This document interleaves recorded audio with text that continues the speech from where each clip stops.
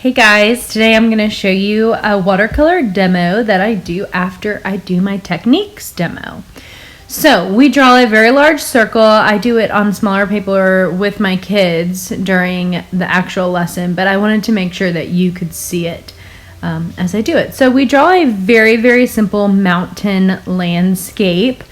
And we all do the same thing because I think it's really important for them to see and practice this way. That way when they get to watercoloring their journals or their projects, they can really choose how they want to do their project.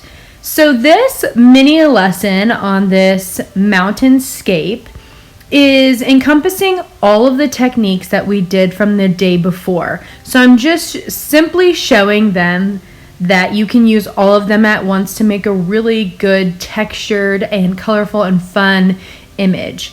So I start with a wash at the top for the sky. I do talk to them a lot about washes and how they're so important because watercolor is not the same when it's drying. It's in the process of drying. Yeah, we love it when it's wet and still drying, but when it's actually dried, it doesn't always look like that. And that's what's frustrating about watercolor. So I really try to show them a couple different ways that washes work in a painting. So I definitely put a wash down for the sky, and I put a wash down several times during this demo.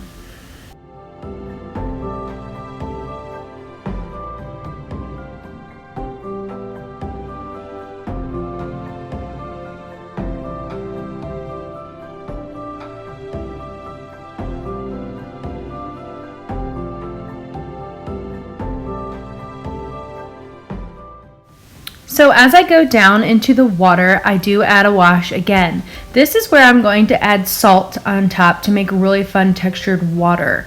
So I put a couple different blues into the water because we know that nothing is just a solid color. And you'll see that I don't ever really use a solid color in this demo, especially in washes.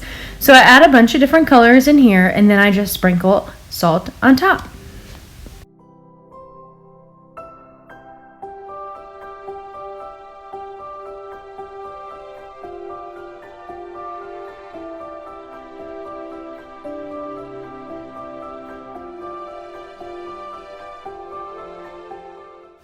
The next thing I'm going to do is work with those crayons that I love.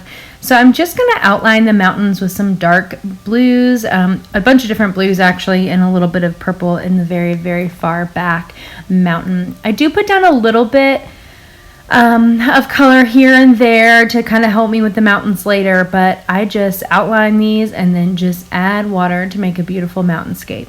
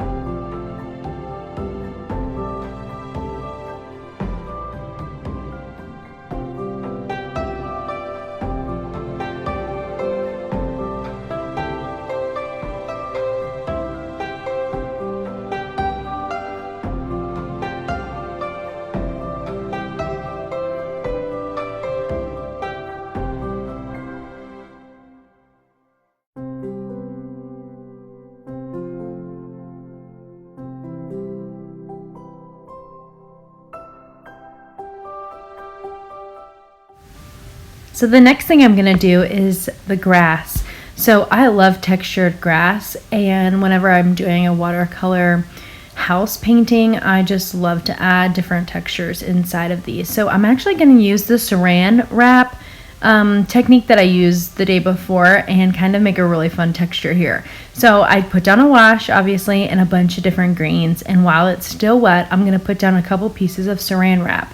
I'm going to kind of crunch it up a little bit so it makes a fun little design, and then let it dry. So I'm not even going to take this off until tomorrow.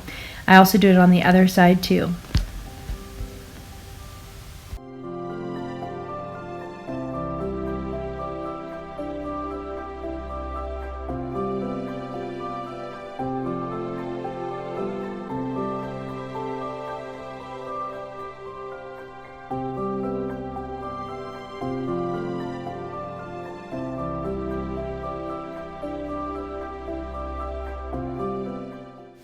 The next thing I'm going to do is the dip in watercolor.